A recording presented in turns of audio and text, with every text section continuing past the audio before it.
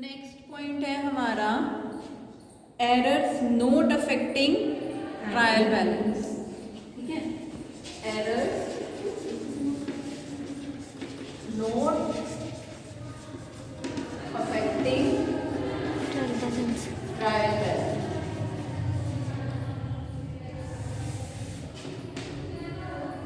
तो trial balance हमारा बन गया, ट्रायल बैलेंस का टोटल ठीक है, लेकिन इसका मतलब ये नहीं है कि हमारे बुक्स में कोई एरर नहीं है। ट्रायल बैलेंस का टोटल ठीक है, लेकिन फिर भी बुक्स में एरर हो सकती है। ठीक है, ट्रायल बैलेंस का टोटल ठीक होने के बाद भी जो एरर्स होती हैं वो हमें ट्रायल बैलेंस बनाने से पता नहीं चलती, इसलिए उसे कहते हैं errors not affecting trial balance. ठीक है, तो ये स्टेटमेंट इस जो है चैप्टर में जो इसका क्वेश्चन बनता है mainly, trial balance is not a conclusive proof of accuracy of books of account. ठीक है, कि ट्रायल बैलेंस एक पक्का प्रमाण नहीं है कि ट्रायल बैलेंस आपका ठीक आ गया तो आपकी बुक्स में कोई एरर नहीं है, क्योंकि ट्रायल बैलेंस ठीक है, इक्वल आ रहा है, फिर भी ये एरर जो अब बताएंगे वो पता नहीं चलेंगी। कौन कौन सी एरर? सबसे पहले है एरर ऑफ ओमिशन। ठीक है, एरर ऑफ ओमिशन। ठीक है, भूल की अशुद्धि। तो एक एंट्री हमने करी ही नहीं बुक्स में। ठीक है, हमारी सेल हुई 2000 रुपए की, cash sale, cash to sales, हमने एंट्री डाली ही नहीं बुक में, तो ना तो वो डेबिट में जाएगी ना ही क्रेडिट में। उसका क्या इफेक्ट पड़ेगा? ट्रायल बैलेंस तो मिल जाएगा। ठीक है, तो अगर हम कोई एंट्री करना ही भूल जाते हैं तो एरर तो है ही, क्योंकि 2000 रुपये आपने नहीं लिखे बुक में। ठीक है, तो ये एरर है एक, लेकिन ये ट्रायल बैलेंस बनाने से पता नहीं चलेगा, क्योंकि ट्रायल बैलेंस आपका मैच कर जाएगा। उसके बाद नेक्स्ट क्या है? Error of commission. तो एरर ऑफ कमीशन क्या होता है कि एक रॉन्ग अमाउंट डाल दिया हमने। ठीक है, रॉन्ग अमाउंट डाल दिया, तो वो रॉन्ग अमाउंट डाल देंगे डेबिट में भी और क्रेडिट में भी, तो फिर उस एरर का भी हमें पता नहीं चलेगा। ठीक है, क्योंकि दोनों साइड क्या आ जाएगा वो, जैसे good sold to X, X को कितने की गुड सेल किए हैं हमने? 3000 की। तो एंट्री तो क्या होनी चाहिए थी? एक्स टू सेल्स कितना? 3000। लेकिन क्या एंट्री कर दी?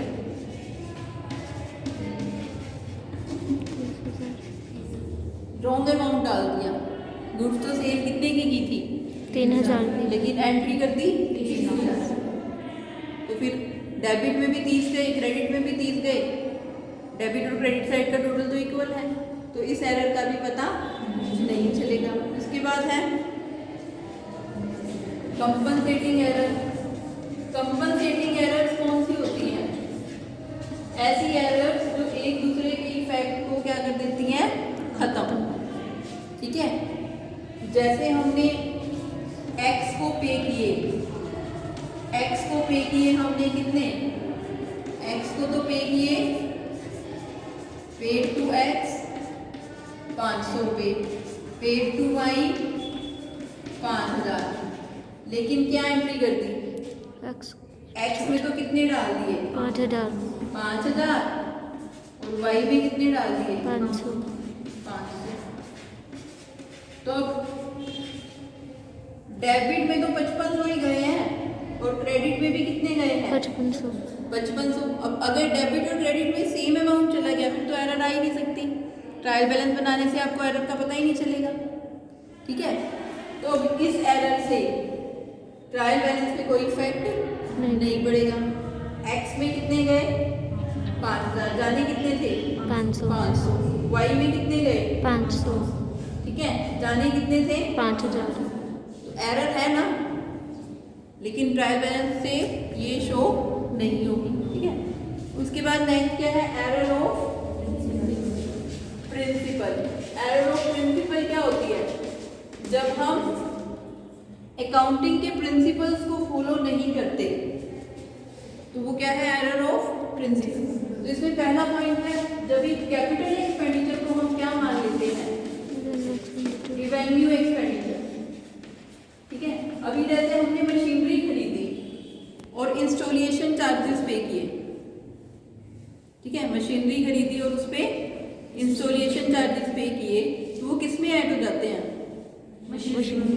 लेकिन हमने क्या एंट्री कर दी, machinery account debit, installation charges account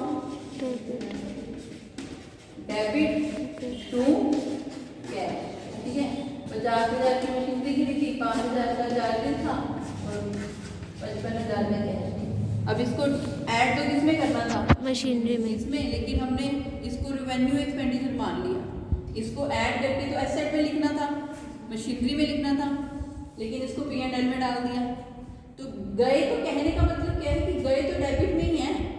अगर हम मशीनरी में डेबिट करते तो भी 55 आते, और अगर हमने इसमें डेबिट किया तो भी डेबिट साइड में तो कितने आए हैं, 55 ही आए हैं। तो ट्रायल बैलेंस पे इफेक्ट नहीं, एरर है लेकिन पता नहीं चलेगी। फिर दूसरी क्या है, revenue expenditure is treated as, revenue expenditure को क्या मान लिया, अब जैसे मशीनरी की रिपेयर कराई, मशीनरी की रिपेयर कराई तो किस में डेबिट होनी थी, रिपेयर अकाउंट में। ठीक है, अब जैसे बिल्डिंग की हम रिपेयर कराते हैं, वाइट वॉश कराते हैं, तो वो किस में डेबिट होगी, वाइट वॉश में। ठीक है, अब हमने क्या कराया, मशीनरी की रिपेयर कराई, लेकिन किस में डेबिट कर दी, किस में डेबिट कर दी, मशीनरी में डेबिट कर दी। करनी किसमें थी, रिपेयर में करनी थी। ठीक है, तो ये भी एक एरर है जिसका पता नहीं चलेगा, क्योंकि हुआ तो डेबिट है, चाहे आप रिपेयर को करो चाहे मशीनरी को करो। फिर लास्ट है error of posting in A wrong account. अगर एक किसी रॉन्ग अकाउंट में पोस्टिंग कर दी, ठीक है, जैसे एक्स को डेबिट करना था लेकिन उसकी जगह किसको डेबिट कर दिया, वाई को, लेकिन है तो अमाउंट तो वही किया, 5,000 करना था, एक्स में डेबिट कर दिया, वाई में डेबिट। ठीक है, तो ये सब ऐसी एरर्स हैं जिनका हमें पता नहीं चलेगा। ठीक है, ट्रायल बैलेंस बन जाएगा, मिल जाएगा, लेकिन इन एरर्स का पता नहीं चलेगा। ठीक है, तो इस तरह से ये आपका चैप्टर कंप्लीट होता है।